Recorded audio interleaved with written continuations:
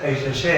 તો ધ્રુવને એ વખતે નારદજીએ મંત્ર આપ્યો, ઓમ નમો ભગવતે વાસુદેવાય, ઓમ નમો. જો અહીંયા લોકો હજી ભૂલ કરે છે, ભગવતી બોલે છે. ભગવતી એટલે જગદંબા થાય, અને આ મંત્ર છે નારાયણનો. તો નારાયણ અને તો ભગવતે ઉપર તે આવે, આ તી નહીં, પણ તેમ બધા હું ભગવતી બોલો છો. એટલે આ ઉચ્ચારણમાં તમે જ્યાં ભૂલ કરો ને એટલે સંસ્કૃતની અંદર આખા મંત્રનો અર્થનો અનર્થ થઈ જાય. અને પછી ઘણી વખત ઘણા લોકો કે અમારે તો કુંતી કહેવું હતું, પણ માથું મીંડું કાઢી નાખો તો શું થઈ જાય કહો, એ તમારે બોલવાનું. એટલે કહેવાનો મતલબ ઘણી વખત મંત્રમાં તમે જરાક ફેરફાર કરો એટલે આટલો બધો ફરક થઈ જાય, અને એની અંદર તમે કહો તમને ફળ નથી મળતો. એટલે મંત્ર ગુરુ પાસેથી લેવાનું કારણ એ કે ઉચ્ચારણ તમારું વ્યવસ્થિત થવું જોઈએ. જો ઉચ્ચારણ વ્યવસ્થિત ન થાય તો ફળ મળે નહીં. તમે મનપા કેટલા લોકો મંત્ર લખતા, મેં નોટમાં લખેલું વાંચ્યું છે ભગવતી એવું લખેલું હોય છે. આપણને દયા કે હવે આ ગુરુ એવા ચેલા ઠેલા એટલે આમને બધું હાલ્યા કરે ડીંડવાનું, પણ જાગવાની જરૂર છે. હવે જુઓ, ઓમ નમો ભગવતે વાસુદેવાય, ઓમ નમો ભગવતે વાસુદેવાય, ઓમ નમો ભગવતે વાસુદેવાય, ઓમ નમો ભગવતે વાસુદેવાય. આ રીતે જ્યારે નારદજીના આપેલા મંત્રને હૃદયની અંદર ધારણ કરીને ધ્રુવ જ્યારે જંગલમાં ગયો, એકદમ હવે વનની અંદર જ્યાં કોઈ નથી, વાઘ વરુ અને ભયંકર એવા પ્રાણીઓના અવાજો સંભળાવા લાગ્યા. એકદમ અવાવરું જગ્યાની અંદર બિહામણું વાતાવરણ થયું. એવા એક સુંદર વડ નીચે જઈને એક પગે ઊભો રહ્યો. આનો અર્થ સમજો તમે. હંમેશા છે ને એક મત ઉપર ચાલજો, એક જ તમારા મનમાં વિચાર હોવો જોઈએ, બીજો નહીં. બે આધાર કરશો ને તો તમે ભક્તિમાં સફળ થવાના. ઘણી વખત તમે એમ કહો ભાઈ અમે માતાજીનું નામ લીધું એટલે પછી અમારે શિવજીનું ન લેવું, શિવજીનું લીધું એટલે ફલાણું ના લેવું.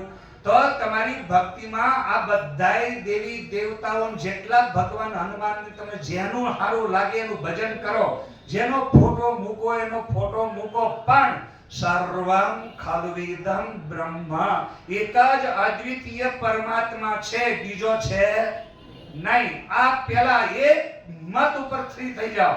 જો એક મત ઉપર તમે સ્થિર નહીં થાઓ તો તમારા બીજા બધા ભગવાનમાં ભેદ બુદ્ધિ, તમારી બુદ્ધિ જે છે ને એ તમને ફળ મેળવવા દેશે. એટલે ભેદ બુદ્ધિમાંથી બહાર નીકળવા માટે, ભેદ બુદ્ધિમાંથી બહાર નીકળો ત્યારે તમારે એક જ અદ્વિતીય બ્રહ્મ, સર્વમ ખલ્વિદમ બ્રહ્મ, આ જે કાંઈ છે બધું જ બ્રહ્મનું એટલે પરમાત્માનું સ્વરૂપ છે. અને એની અંદર એક નિવાદ્વિતીયમ બ્રહ્મ, એક જ અદ્વિતીય તત્વ આ પરમાત્મા છે, એ સિવાય બીજું કાંઈ છે નહીં. મન તો અલગો ક્યાં થડાય, બીજો નાથે બોલ. બીજો બોલો એટલે સમજો તમારી અંદર બોલે બીજો નથી. એટલે બધેય ભગવાન છે. હરિદેવ જગત, જગદેવ હરિ, હરિ તો જગતો નહીં ભિન્ન તનુ. હરિ અને પરમાત્મા બે એક છે, તો હરિ એ જ જગત, જગત એ જ પરમાત્મા. આવી દ્રષ્ટિ થઈ જવી જોઈએ. એટલે નરસિંહ મહેતાને ભગવાન ફળ્યા. એને ભગવાનના સ્વરૂપના દર્શન ક્યાં કર્યા કહો? પવન તો, પાણી તો, ભૂમિ તો, ભૂદરા, વૃક્ષ થઈ ફૂલે રહ્યો, આકાશે વિવિધ રચના કરે, ભોગતો ભોગવે, શિવનો જીવ ગયો એ જ આશે. આ બધું જ ભગવાનનું સ્વરૂપ છે, એનાથી કંઈ પણ જુદું નથી. એવો જ્યારે અહીંયા મંત્ર નારદજી દ્વારા ધ્રુવના હૃદયમાં લો લાગી, એક પગ ઉપર ઉભો રહી ગયો, અને એ વખતે આંખ બંધ કરી અંતરમાં એને સ્થૂળ શરીરમાંથી સૂક્ષ્મની એકતા કરી, સૂક્ષ્મની અંદર એને કારણમાં એકદમ બસ મારા સિવાય હું છું તો ભગવાન છે, હું નથી તો ભગવાન નથી. એટલે અહીંયા હું અને તું અરસપર જેમ કે અતિ પ્રેમ ગલી સાંકડી તામે દો નામ આય. તો પ્રેમની ગલી એટલી બધી સાંકડી છે, કાં તો હરી છે ને કાં તો હું છું, અને કાં તો હું છું તો હરી છે. બસ આ એક અદ્વૈતીય, જ્યારે અદ્વિતીય તત્વની અંદર લો લાગે અને એવી ધારા આંખ બંધ કરીને જ્યારે ભક્તિની તમને અંદર રોમાંચ રૂવાડા બેઠા થવા લાગે ત્યારે સમજી લેવું કે હવે ઓમ નમો ભગવતે વાસુદેવાય,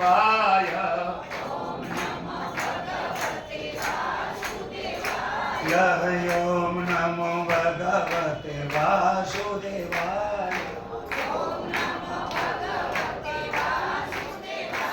સ્થૂળમાંથી એ જાગ્રતમાંથી એ જ્યારે અંદર એકદમ સૂક્ષ્મમાં સ્વપ્નની અંદર ગયો, સ્વપ્નની અંદરથી ગાઢ નિદ્રા કારણમાં ના એક સ્મૃતિ માત્ર, જેમ જાગ્રત અને સ્વપ્નને ભેગી કરો તો તંદ્રા અવસ્થા, તંદ્રા અને નિંદ્રાને ભેગી કરો તો તુરીય અવસ્થા બને છે.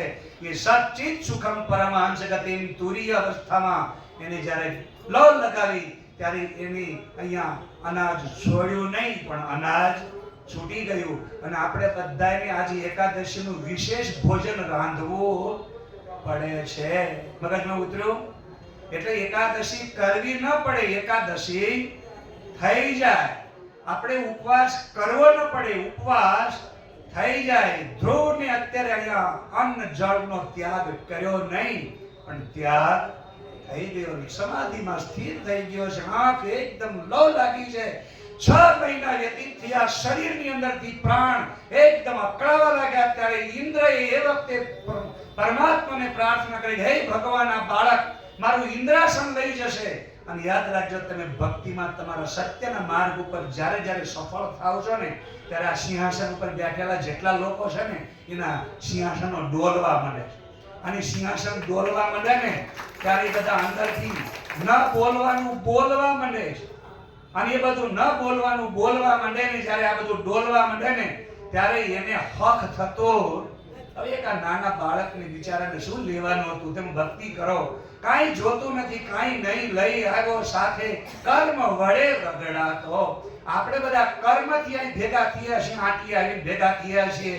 ઋણ સંબંધે સૌ આવી રાને સુતવિત દારાને સૌ, સુતવિત દારાને સૌ, લેવો દેવો જારે માટે ને જુજવે માર્ગે સૌ, જુજવે માર્ગે સૌ, કરીએ સદગુરુની ઉપાસ. તો ધ્રુવને એ વખતે પરમાત્માની એ વખતે સમાધિ લાગેલી. વિષ્ણુને ઇન્દ્રએ ફરિયાદ કરી કે મારું ઇન્દ્રાસન લઈ જશે. વિષ્ણુએ કીધું, ભાઈ રવા દે, તું જા તારું કામ કર, તારી હારે કાંઈ લેવા દેવા. પણ તોય આ ગાદીએ બેઠેલા હક થતું. એને વાઘ મોકલ્યો, વળી પાછો પીવડાવવા માટે વરસાદ વરસાવ્યો, અને એને સમાધિમાંથી તોડીને ભક્તિ તોડવા માટે ઉપર એને કેટલાય અપમાન કરવા માટે, બદનામ કરવા માટેના કેટલાય ધંધા શરૂ. અને આવા ધંધા શરૂ કરે ત્યારે સમજી લેવા ગાદીવાળાને અંદરથી બીક લાગી ગઈ છે કે આ બધું મારું લઈ જશે. હવે અહીંયા ધ્યાન દેજો, જ્યારે ભગવાન વિષ્ણુ આવ્યા અને એ વખતે એના ભક્તને આ બધું દુઃખ ત્રાસ જોયો ને એટલે વિષ્ણુથી સહન થયો, તરત પ્રસન્ન થઈ ગયા. હે ધ્રુવ, ઉઠ, જાગ, હું તારી સામે ત્રિલોકીનાથ ભગવાન વિષ્ણુ પ્રગટ થયા છો અને બોલ, તારે જે જોતું એ માગી લે, તારી તપસ્યાથી હું પ્રસન્ન છું. પણ ધ્રુવ આંખ ઉઘાડતો નથી. ધ્યાન દેજો, આવા ભક્તો બહુ ઓછા હોય છે.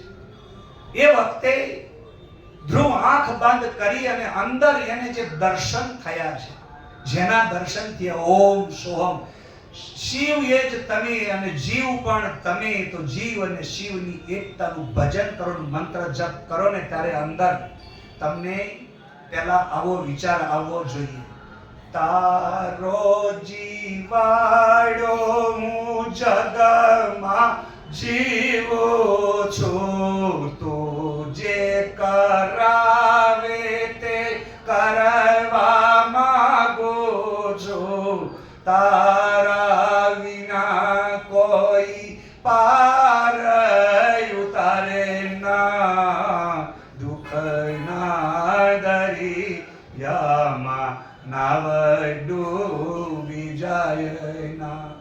એ વખતે ધ્રુવ હૃદયની અંદર, હે પરમાત્મા, દુઃખ દેવા વાળો તું અને દુઃખ સહન કરવા વાળો તું અને સહનની શક્તિ પણ તું અને આ સુખની જે કાંઈ શાંતિ આપવા વાળો પણ તું અને શાંતિ પણ તું અને તારાથી આ બીજું કાંઈ હોય નહીં. તો બાહ્ય ભીતર બધી જગ્યાએ તું તું જ છો. તો મારે બહાર શું કામ આવવું? જે બહાર છે એ જ અંદર છે. તો અંદરની અંદર રહેવામાં આનંદ છે. અને બહારની બળતરા ઘણાય લોકો આ દાદીવાળા કરે છે, ઇન્દ્રાસન ડોલાવાળા, પણ મને આયા કોઈ તકલીફ. ભગવાન વિષ્ણુ હસી અને કહે છે, ધ્રુવ, તારા મનની વાત હું જાણી ગયો છું. તારે કાંઈ જોતું નથી, તારે કાંઈ લેવું નથી. તને જે જોતું હતું એ મળી ગયું. મારા સ્વરૂપનું દર્શન તને થઈ ગયું. અંદર સમાધિ લાગી ગઈ. તો બેટા લે, તને હજી આ વ્યવહારમાં વ્યવહારિક જિંદગી જીવવાની છે. એમાં હું તને એક ચમત્કાર બતાવું. નેમ કરીને ભગવાન વિષ્ણુએ હૃદયની અંદર જે એનું સ્વરૂપ હતું એને એક સેકન્ડ માટે એને અદૃશ્ય કર્યું. જેવું અદૃશ્ય કર્યું એટલે અંદરથી ધ્રુવ ગભરાયો. ગભરામણમાં એકદમ બહાર આંખ ઉઘડી. જેની આંખ ઉઘડી તો જે અંદર હતું ને એ બહાર, અને જે બહાર છે એ જ અંદર. તો અરસ પરસ બાહ્ય ભીતરની એકતા થઈ જતા ધ્રુવ એ વખતે ભગવાનની સ્તુતિ કરી. ઓમ નમો ભગવતે વાસુદેવાય, ઓમ નમો ભગવતે વાસુદેવાય. ભગવાનની જ્યારે સ્તુતિ કરી અને એ વખતે ભગવાને એને વરદાન આપ્યું, બોલ તારે શું જોઈએ? ત્યારે કહે છે કે મારા પિતાજી મને પ્રેમથી પોતાના ખોળામાં બેસાડે. એટલું જ નહીં, હું અહીંથી ઘરે જાઉં એટલે પિતાજી મને ઓળખી જાય. અને ઓળખ્યા પછીથી ત્યારે અહીંયા ભગવાન સાક્ષાત વિષ્ણુ કહે છે કે હે ધ્રુવ, હું તારા બધા જ વરદાન આપું છું, પણ સાથે સાથે તને એક બીજું પણ આપું છું. શું? ધ્રુવને આપ્યું અવિચળ રાજ, પોતાનો કરી સ્થાપ્યો રે, હરિને ભજતા હજી કોઈની લાજ જતા. આ રીતે ભગવાને ધ્રુવને એની બધી જ ઈચ્છાઓ પૂરી કરી. એનું રાજ પાછું આપ્યું. એનો છોકરો જે ઉત્તમ હતો એનું મૃત્યુ થયું, એનો બદલો લેવાઈ ગયો. આ બધા જ કાર્યો પૂરા કર્યા પછીથી હવે અહીંયા આપણે પંચમ સ્કંદની અંદર પ્રિયવ્રત રાજા ભરત રાજાનું ઉપાખ્યાન આવે છે. તો પ્રિયવ્રત રાજા એ એકદમ નિવૃત્તિ માર્ગ છે. એટલે લખ્યું છે કે તમે અહીંયા પ્રિયવ્રતો ભાગવત આત્મરામ કથમ મુને ગૃહે અરમત યન્મૂલ કર્મ બંધ પરાભવ. જેને કર્મ સાથે લેવા દેવા નથી. તો ઉત્તમ, અહીંયા ઉત્તમ પાદ છે ને એ પ્રવૃત્તિ માર્ગ એટલે ગૃહસ્થાશ્રમ, અને અહીંયા પ્રિયવ્રત એટલે સંન્યાસ માર્ગ. એને કર્મ કરવું નથી, એકદમ સંન્યાસ લઈ અને ભક્તિ કરવા જવું છે. તો આવી રીતે આત્મારામ થઈ નીકળેલો જે છે એમાં તમે આ બધા જ પ્રકારની કથા કરી. હવે મને તમે અહીંયા મૂળ વાત બતાવો પ્રિયવ્રતની. ત્યારે હવે શુક ઉવાચ, પરીક્ષિત રાજાને કહે છે કે બાઢ ઉત્તમ ભાગવત ઉત્તમ શ્લોકસ્ય, કે હવે હું તને ઉત્તમ વાત કહું, સાંભળશું. તો કે જે આ ભાગવત પરમહંસ એટલે સંન્યાસી છે ને, પરમહંસ કહેવાય. શું કહેવાય કહો? પરમહંસ. જે સાધુ સંન્યાસી ભગવા કપડા પહેરે છે ને એ બધા પરમહંસ. એટલે આ ભાગવત પણ પરમહંસ સંહિતાયામ, યોગ શાસ્ત્ર જેમ કૃષ્ણાર્જુન આવે એમ અહીંયા આપણે અહીંયા પરમહંસ સંહિતાયામ. આ ભાગવત પરમહંસ સંન્યાસીઓનો ગ્રંથ છે. એટલે ઘણા લોકો એમ કે ગ્રહસ્થી આ કથા કરાય. એટલે પંડિતો તમને બધા શું કે, બ્રાહ્મણો શું કે તમને એમ કે છે કે ભાઈ પંડિત બ્રાહ્મણને ભાગવત કરાય, સંન્યાસીને કરાય. તો સુખદેવ મુનિ કોણ છે કહો છે? એ તો બિલકુલ જન્મ થયો તરત નીકળી ગયા. પણ આ તો બધાને શું છે, પોથીના રીંગણા ઘર ભેગા કરવા હોય એટલે આવું બધું તમને અવળા ચગડોળે ચડાવે છે. હકીકતમાં ત્યાગી વ્યક્તિ જ તમને મોહ મમતામાંથી બહાર કાઢી શકે છે. જે ત્યાગ નથી એ તરત અમે તો ઉઘરાણું મૂકી દે, તરત ઉઘરાણું. તમે જોજો આવા કથા કરો જેટલા ને બધા 5-5 મિનિટે 5-5 મિનિટે ઉઘરાણું મૂકે. તો અત્યારે મારે મૂકવાનું જ છે, પણ પોથી માટે નથી. ધ્યાન દેજો, કેમ કે આપણા જીવનનું હું તમને સાત શબ્દમાં કહી દઉં. અહીંયા આ પ્રસંગ છે એટલે કેમ કે મારી પાસે ચિઠ્ઠી આવી ગઈ છે, એટલે હવે ચિઠ્ઠીનું શાસ્ત્રીય ધર્મની અંદર આપણા નીતિ નિયમ 10મો ભાગ આપણે બધાએ ધર્મના માર્ગે શું કરવો જોઈએ? કહો, ફરી બોલો જોઈએ. તો 10મો ભાગ જ્યારે તમે વાપરો તો 100 રૂપિયામાંથી કેટલા રૂપિયા મૂકવાના? કહો જોઈએ. 10 રૂપિયા. હવે આખા દિવસની કમાણી તમારા ઘરમાં 1000 ની હોય તો કેટલા મૂકવા પડે? 100 રૂપિયા મૂકવા પડે. હવે જેને લાખ રૂપિયાની રોજની કમાણી હોય તેને કેટલા મેળવવા પડે? 10,000 મેળવવા પડે. એટલે હવે અહીં હિસાબ કરજો. તમે કહો તમે આમ આપ્યું, આમ આપ્યું, તેમ આપ્યું, જ્યાં જે આપ્યું તે, પણ કોટો રાખો એક આપણી આવકનો, રોજે રોજનો કોટો રોજ હોય. તમે રોજ તમે 200 રૂપિયા કમાવશો તો 20 રૂપિયા મૂકવા. એવી રીતે ઘણા લોકો ઘરમાં એક દલ્લો રાખે છે. મારે એવા 5-6 જણા એવા પરિપક્વ વાળા ઘર છે. અમે આ સ્વામીજીને પૂછો, એ માણસ એક છોકરો છે એ દલ્લો રાખે. તો એ 365 દિવસની એની જે એનો પગાર જે છે એ જ્યાં નોકરી કરે છે કંપનીમાંથી, એ રોજે રોજના એની અંદર દલ્લો આ વખતે ખાલી કરીને મને આપ્યો, લઈને આવ્યા ને મેં પૂછો.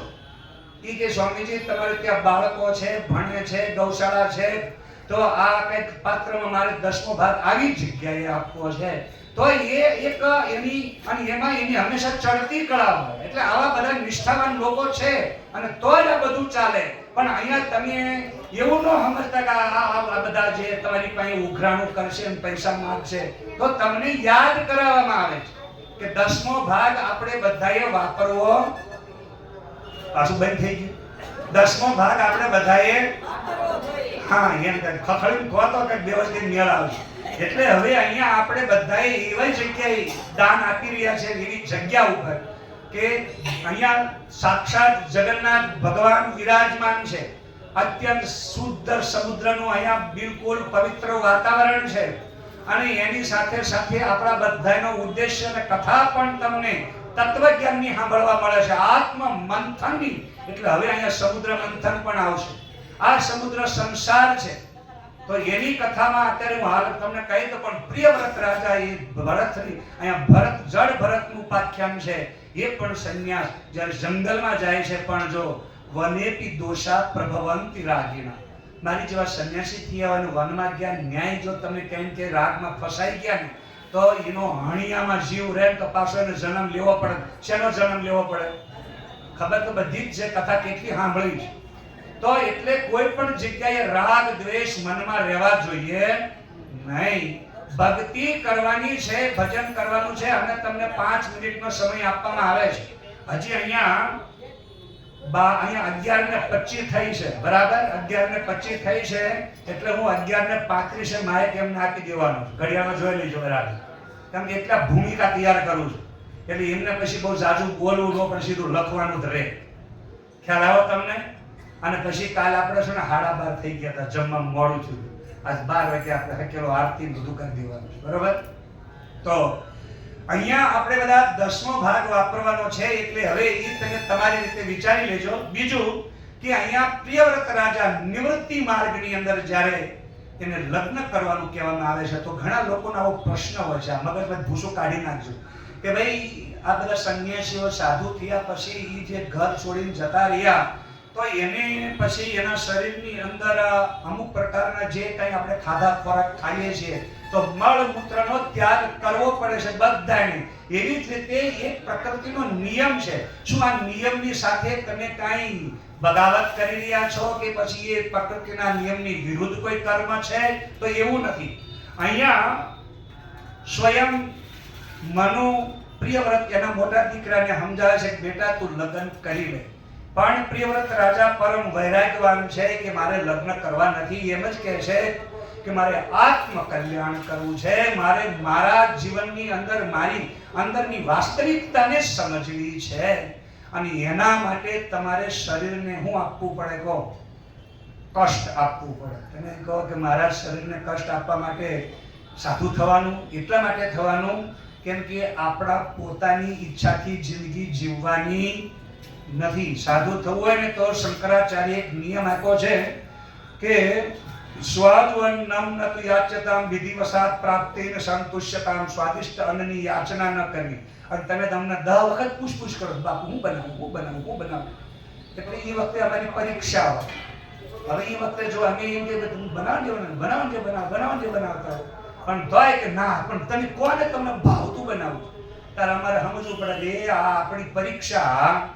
એટલા માટે યાદ રાખજો, સ્વાદિષ્ટ અન્નની અહીંયા તમે ભલે તમારા હૃદયમાં ભાવના છે, શ્રદ્ધા છે કે તમે બધું હારું ખવડાવો છો, તો કપાળમાં લખેલું છે ને ત્યાં સુધી હારું આવશે. અને જેથી આ બધું કપાળમાંથી જતું રહેશે ને તેથી તમે ના તમે બધા ઊંધા એટલે પછી બાવો 3 દી ભૂખ્યો તો ખાવા કોઈ આલવાનું કેમ કે આ બધા નિયમો છે. તમે ભોગવવા આવ્યા છો કે પછી અહીંયા યોગ કરવા માટે આવ્યા છો? એટલે યોગ કરવા માટે આવેલા માટે અહીંયા ખાસ કહેવામાં આવ્યું છે કે સાધન ચતુષ્ટયની અંતર્ગત અહીંયા માણસે શીતોષ્ણાદિ વિષયતામ, તાડ અને તડકો સહન કરવો પડે અને પોતાની ઈચ્છાનો શું કરવો પડે? ત્યાગ કરવો પડે. રામ રાખે એમ રહેવું પડે. અને એ વખતે તમે કહો મને આના વગર ના ચાલે, હું આના વગર આમ ના કરું, તો પછી એને 2 ભાઠા મારો તો પાપ લાગે. આટલું યાદ રાખો. બીજું કઈ જ નહીં. કેમ કે સંન્યાસ માર્ગ અહીંયા માન અપમાનથી પરે છે. તો આ રીતે માન અપમાનથી પરે આ સંન્યાસ માર્ગની અંતર્ગત પ્રિયવ્રતની પરંપરામાં એને અહીંયા મનુ ભગવાને કીધું તું લગ્ન કરીને ના પાડી. એ પછી એના મોટા પિતાજીની પાસે ગયા, બ્રહ્માજીને કીધું. બ્રહ્માજી કહે બેટા પ્રકૃતિનો નિયમ છે, નિયમ વિરુદ્ધ કોઈ કામ કરી શકતું નથી. કાં તો તું લગ્ન કરી અને તારી સંતાનને ઉત્પન્ન કર, અને કાં તો તું જ્ઞાન ગર્ભની અંદર તારા પુત્રને ઉત્પન્ન કર. તો જ્ઞાન ગર્ભની અંદર પુત્રને ઉત્પન્ન કરવો એ પણ બહુ, કેમ કે ચાણક્યએ એ વખતે ચંદ્રગુપ્ત મૌર્યને જ્યારે પારખી લીધો, એના પુત્રના પગ પારણામાં વહુના પગ અને પારખ્યો, ત્યારે સીધા એની મા પાસે ગયા અને મુરાને કીધું હે મુરા, આ તારા દીકરાને હું લેવા માટે આવ્યો છું, તું મને આપી દે. ત્યારે કે પણ તારો દીકરો આપણા દેશના રાષ્ટ્રના એ નિર્માણ માટે હું લઈ જાઉં છું. એક તારો સમ્રાટ જો દીકરો બનતો હોય તો કઈ માં ના પાડીએ કે તે 9 મહિના ગર્ભની અંદર પાળીને મોટો કરીને તારું કામ તે પૂરું કર્યું છે, પણ 12 વર્ષના જ્ઞાન ગર્ભની અંદર હું આ તારા પુત્રને તૈયાર કરી અને એ દીકરાને જન્મ આપી અને રાષ્ટ્રને સોંપીશ. તે દિવસે આ તારો દીકરો સમ્રાટ બનીને દેશની રક્ષા કરશે. આવા શબ્દો જ્યારે એને સાંભળ્યા, જ્ઞાન ગર્ભની અંદર તારા પુત્રને તૈયાર કરવાની મારામાં તેવડ છે. તો આવી રીતે પ્રિયવ્રત રાજાને એ વખતે જ્ઞાન ગર્ભથી જરભરતની પરંપરામાં એના દીકરાઓને રાજપાટ સોંપી. અને હંમેશા નિયમ છે પરંપરામાં બધાએ રાજપાટ સોંપી જ દેવું. અને ઘરે તમે જેટલા લોકો આ બધું ચાલ્યો હજી અહીં બાંધીને ફરો છો ને, તમે કહો બાપુ સેજને લઈ જ લીધી છે, પણ તોય હજી આપણાથી છૂટતું નથી. એટલે હવે અહીંયા ખાસ પ્રિયવ્રત રાજાની પરંપરામાં જરભરત રાજા એ વનમાં ગયા. વનની અંદર એમણે ભગવાનનું ભજન કર્યું. નદી કિનારે એક મૃગલી પાણી પીવા આવી, એ સગર્ભા હતી. એક દયા જીવ ઉપર આવતા સિંહે તડપ મારી એટલે બચ્ચું પાણીમાં પડ્યું અને એકદમ ઝાટકો મારી ઈ જ્યારે કૂદકો મારી અને હામા કાંઠે ગઈ તો પ્રસૂતિથી બાળક એનું બચ્ચું પાણીમાં પડ્યું. એને લીધું, માં મરી ગઈ. આ બાજુ સિંહથી બચાવી લીધું. પછી એને એ બચ્ચાને મોટું કર્યું. એને મનમાં દયા આવી. અરે રે, તો યાદ રાખજો આપણી ફરજમાં આવતું તો છોકરા મોટા કર્યા. હવે આ હિરણનું બચ્ચું તે ફરજમાં આવતું તો મોટું થયું. હવે વનમાં જંગલમાં જતું રહ્યું, સ્વાવલંબી થઈ ગયું, પોતાના પગ ભર થઈ ગયું. હવે એની ફરજ શું થઈ ગઈ કહો? પૂરી થઈ ગઈ. પણ તોય મનમાં કે નિહાકો નાખશે, અહીંયા આવશે તો મૂંગું પ્રાણી છે, એ બિચારાને શું કરવું. એમ ઘણા લોકો અહીંયા એવા છે કે ગાયને રોટલી દેવાની ટેવ હશે ને ઘરે, તો કે ગાય નિહાકો નાખશે, મારે અહીં આમ થાય તેમ થાય. તો યાદ રાખજો, ગાયને રોટલી આપવાનું શાસ્ત્રમાં વિધાન નથી. અને જેટલા લોકો કહે છે ને એ બધાય લખી લેજો. ગાયને મોઢે અડાય નહીં, કારણ કે એક શાસ્ત્રનો નિયમ છે, જેટલી વસ્તુ પવિત્ર હોય ને હામે એટલી જ વસ્તુ હું હોય કહો અપવિત્ર હોય. રાત્રિ હોય તો દિવસ હોય, દિવસ હોય તો હારે હું હોય કહો. એવી જ રીતે ગાય પ્રાણી આપણા માટે પૂજનીય છે, એટલે તમે બધા એનું પૂંછડું પૂજો છો. મોઢાની પૂજા કરતા મોઢે ના અડાય. એનું કારણ છે એ શિવ પુરાણની કથા સાંભળો ખબર પડે. ગાય હું બોલી છે કહો? જૂઠું બોલી છે. અને જૂઠું બોલી એટલે શિવજીનો એને હું આપેલો છે કહો? શ્રાપ આપેલો છે કે જે કોઈ ગાય તારા મોઢાનું હેઠું કોઈ પણ વસ્તુને અડે અને જો એનાથી એના ઘરમાં કામ કરશે તો એના ઘરમાં દરિદ્રતા કોઈ દી મટશે. વિચાર કરો. તમે ગાયના મોઢામાં આમ કરો, થાંભલે અડાડવામાં આમ કરો, પછી હાથ ધોયા વગર તમે એમને કદાચ ગાયનું છે ને ગાયનું છે ને તો ઘરમાં દરિદ્રતા લાગી રહ્યા છો. શાસ્ત્રમાં લખ્યું છે ગાયના મોઢે અડ્યા પછી એની લાળ તમને સ્પર્શ કરે તો વસ્ત્ર સહિત સ્નાન કરવું પડે. તમારે બૈરાન નહીં, પુરુષોને કરવું પડે, એવું વિધાન છે. પણ આ તો બસ એટલું લઈ જ લેવું છે, પણ પરેજી તો પાળવી નથી.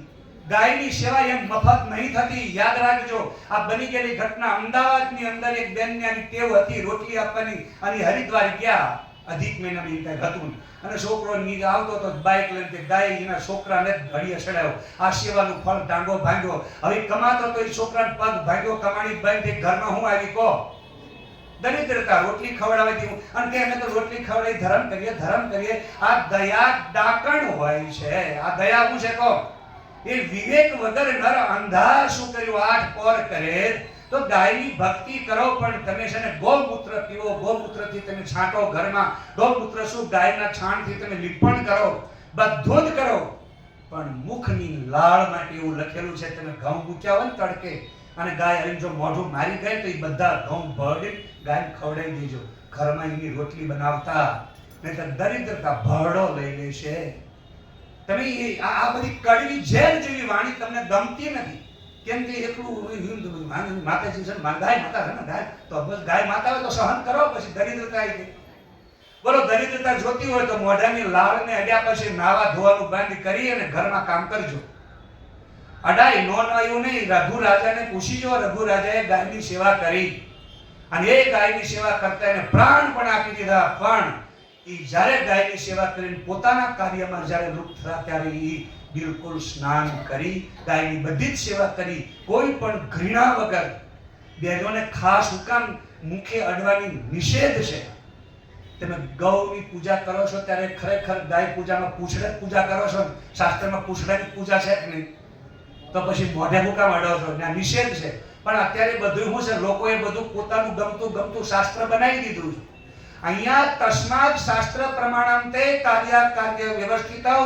અહીંયા કાર્ય અને અકાર્યની વ્યવસ્થાનું માત્ર શાસ્ત્ર પ્રમાણ છે.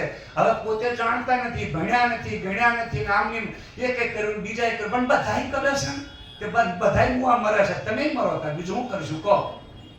એટલા માટે અહીંયા અમુક શાસ્ત્રમાં તમારી એ પરેજી પાળવી પડે છે. ગાયની સેવા કરવી હોય તો એમની નથી થતી, પરેજી પાળવી પડે છે. તમે તો બધા એનું આવશું ના ઢોર જેવા ઢોર થઈને, તો એ ઢોરને આજે પાળનારા લોકો ઢોર જેવા જ રહ્યા. શું કામ સુખી ન થયા? ખબર છે? અને આજે તબેલા વાળા સુખી છે. શું કામ? કોઈ દિન ગાયને અડવાઈ જતો નહીં. અને તમારી જેવા પાસે નોકર મજૂરો પાસે કામ કરાવી અને ગાયની કોઈ જગ્યાએ મોઢાની લાળ નહીં અડતો નથી. એટલે તબેલા વાળો એ અમીર થાય છે. અને તમે ખુદ તબેલો ચલાવતા હો ને તો 3 દિવસે 15 દાડા 6 મહિને અર્થાત કે 6-5 મહિને તાળું મારવાનો વારો. કેટલાય તબેલા કર્યા, કેટલાય તબેલા હું મારી દીધા કહો? આ નાયા ધોયા વગરના, પવિત્રતાને ચોખ્ખાઈ રાખ્યા વગરના, આચાર વિચાર સંહિતા વગરના આ પ્રમાણ છે. કેટલાય તાળા મારી દીધા છે. આ બધું જ કરવું પડે. મંદિરની અંદર પૂજા કરનાર પૂજારીને જેટલી કાળજી અને પવિત્રતા અને ચોખ્ખાઈની ઉપર ધ્યાન દેવું પડે છે, એટલું જ ગૌ માતાની સેવામાં ધ્યાન દેવું પડે છે. હવે આપણો સમય વધારે રહ્યો જાય નહીં, એટલે આપણે અહીંયા 36 થઈ ગઈ, મારે 35 કીધી હતી. તો અહીંયા આ ભરત રાજા જે છે એ હરણીની પાછળ મર્યા પછી હરણી થયા અને ફરી એ પાછા એક બ્રાહ્મણના ઘરે જડ ભરત થયા અને જડ ભરત થઈને પછી પાછા એણે ત્યાં શું કર્યું કહો?